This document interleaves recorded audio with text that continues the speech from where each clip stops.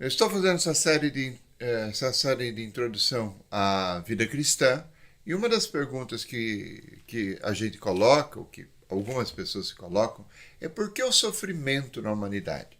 Especialmente por que o sofrimento do inocente? Existe até um dilema na filosofia que diz assim, que se Deus é onipotente, ele não pode ser bom, e se ele é bom, ele não é onipotente, ele é fraco. Por quê? Porque se Deus é onipotente, ele poderia, teoricamente, acabar com o sofrimento da humanidade.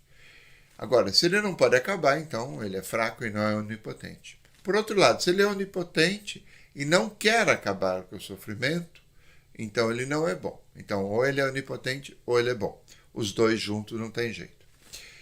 Na verdade, esse é um falso dilema filosófico que perdura há muitos séculos na filosofia, e a razão humana, ela coloca essas questões, mas ela não consegue solucionar essas questões. Nós olhamos e pensamos a partir da lógica do que foi revelado em Jesus Cristo. Uma das coisas que a gente vê na humanidade é que três coisas fazem parte de todo mundo: nascimento, sofrimento e morte. Todo mundo passa por esses três. Cada um tem intensidades e circunstâncias diferentes, de nascimento, de sofrimento e de morte. Mas quando nós olhamos para o Novo Testamento, nós vemos, por exemplo, Jesus, que é Deus feito homem e que revelou Deus, como Deus age e tudo. Ele morreu inocentemente na cruz, o sofrimento mais atroz possível, né? E nós vemos Jesus na cruz, a gente lê o Evangelho de Marcos, por exemplo, Marcos 15, 34, Jesus chega a dizer: meu Deus, por que me abandonaste? Que é uma citação da Escritura, de um salmo da Escritura, mas é também um grito de desespero, de angústia, que sai da boca de Jesus como saísse da boca de todo ser humano, né? Santa Teresa d'Ávila chega a dizer que a cruz que se carrega pesa menos do que a cruz que se arrasta. Mas quando a gente fala de cruz e sofrimento, nós estamos dizendo que nós não carregamos nossa cruz sozinho. Jesus carrega ela conosco. Ou seja, Deus salva a humanidade na encarnação de Jesus como um mergulhador mergulha para salvar um náufrago, uma pessoa que está se afogando. Deus salva a humanidade mergulhando de cabeça no sofrimento humano, na humanidade. E na humanidade do que tem de mais atroz, de mais sofrida. Por exemplo, e aí a gente olha e a gente entende a lógica da salvação de Deus. Deus, em Jesus, está conosco nos momentos mais atrozes, mais sofridos, carregando os nossos sofrimentos. A Madre Teresa de Calcutá, ela diz assim, por exemplo, que quando um pobre morre de fome, não é porque Deus não cuidou dele, é porque nem eu, nem você quisemos dar a ele aquilo que ele precisava: comida, abrigo, atenção. Então, quando um pobre morre de fome, não é culpa de Deus, é culpa nossa.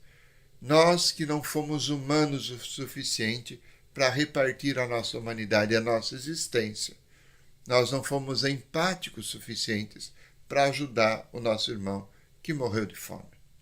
Cada pessoa que morre de fome, cada pessoa que morre de guerra, cada pessoa que é explorada, é um grito que se faz a Deus pela nossa humanidade. Ou seja, a guerra, a fome, a morte, a exploração do trabalho, a exploração do lucro, né? A exploração da terra, não são coisas que Deus precisa intervir, mas são coisas que nós precisamos nos organizar. Nós somos humanos, inteligentes, suficientes para realizar essas coisas, tá?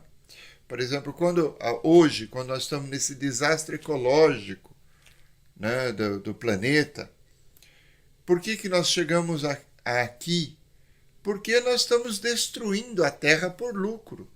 Nós estamos acabando com a terra por lucro. E isso está acabando com o planeta. Nós vamos ter muito dinheiro em conta e vamos morrer todos sufocados, todos cozidos nesse aquecimento global.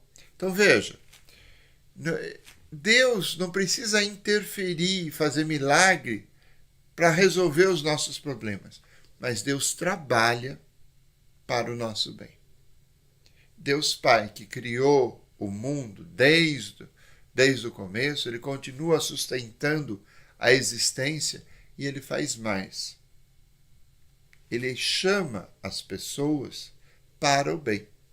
Ele chama cientistas para resolver problemas, soluções de problemas, de doenças, esse tipo de coisa, né? Ele chama voluntários para ajudar as pessoas em sofrimento. Basta que você se pergunte, faça essa pergunta a Deus como São Francisco: Senhor, o que queres que eu faça? Ele vai te mostrar. Quando a gente faz essa pergunta a Deus com sinceridade, ele responde. Para São Francisco ele disse: Francisco, reconstrói a minha igreja.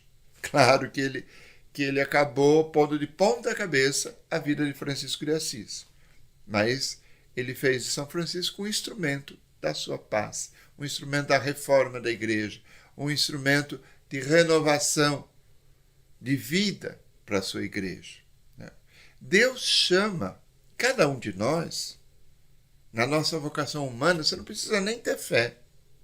Deus vai chamando para que você faça o bem para as pessoas que precisam.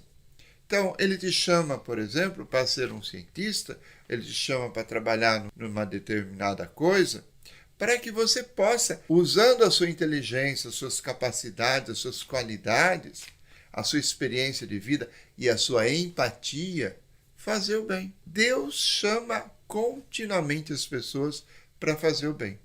Então, quando a gente se pergunta por que todo esse sofrimento na humanidade, a gente também teria que se perguntar se eu não estou respondendo ao chamado de Deus. Porque se cada um responde ao chamado interior que Deus faz no coração, na vida, na inteligência, na história de cada um, o mundo será melhor. Por que o sofrimento? Porque nós falhamos como seres humanos. Muito obrigado. Até o próximo vídeo. Deixe o seu like se você gostou. Deixe o seu comentário. Quero saber da sua opinião sobre esse vídeo. Até a semana que vem.